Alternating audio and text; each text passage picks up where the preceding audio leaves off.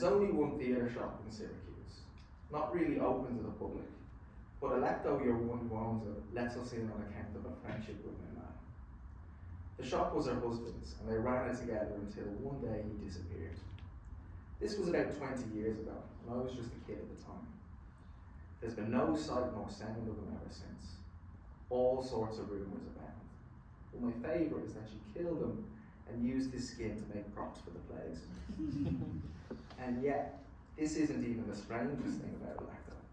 The strangest thing about Electo is she kept the shop.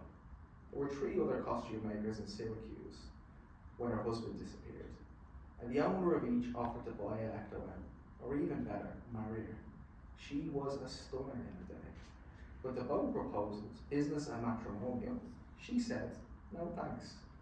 It was her shop and she'd run it. And besides, she believed her husband would return someday, and what then?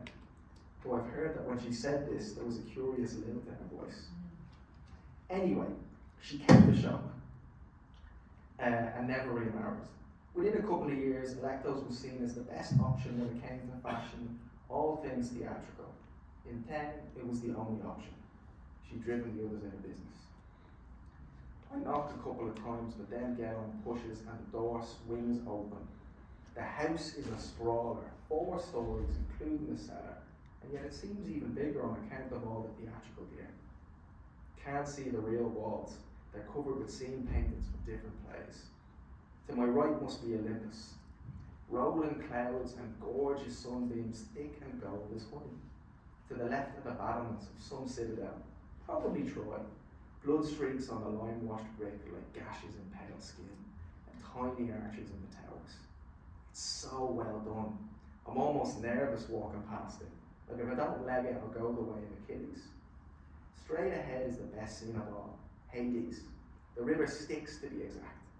The water green and trembling, with faces and limbs rising. It reminds me of those statues in Victory Gate. But it's more beautiful than them. The light on the water is different from any I've ever seen in this world. And yet it seems I know it. Gellon says that's what the best plays do.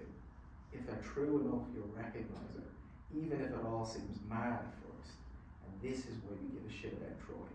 Though for all we know, it was just some dream of Homer's. And I walk towards this green soul river, and for a moment, it's like I'm going home. Don't touch that, it's still drying. I look over and see Electa was watching us.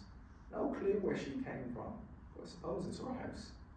Good afternoon, fair maiden, says I, bowing like an aristo and scratching some dirt from my chiton.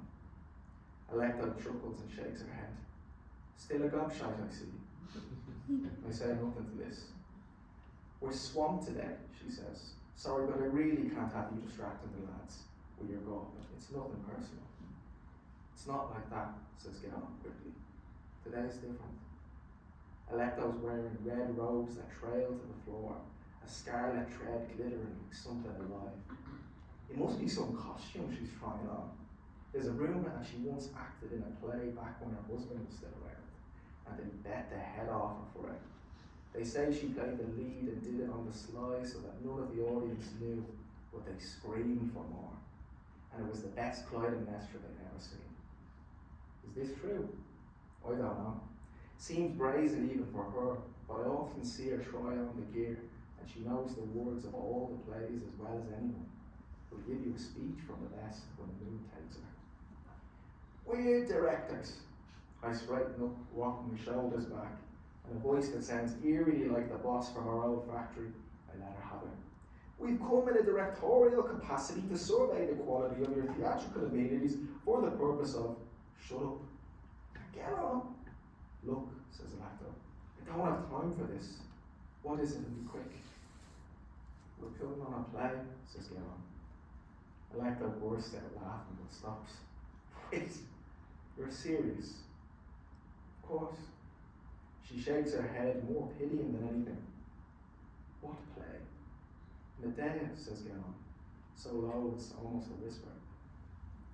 And where, may I ask, are you going to put on Medea? The quarry?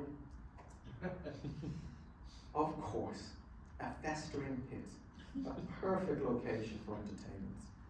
Who will be in it? You two, I suppose. She looks over as if surprised to find me. Oops.